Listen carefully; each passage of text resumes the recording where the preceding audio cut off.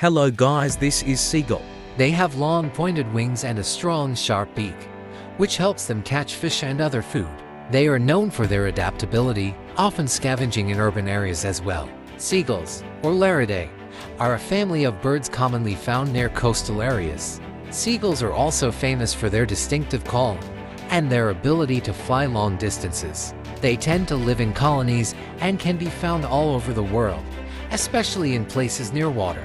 Their diet is varied, including fish, insects, and even human leftovers. Seagulls following a boat could be due to several reasons. One of the main reasons is that boats often stir up food or attract fish, which seagulls find appealing. Seagulls may also follow boats for the opportunity to scavenge for food that is discarded by humans or to catch fish that are disturbed by the movement of the boat.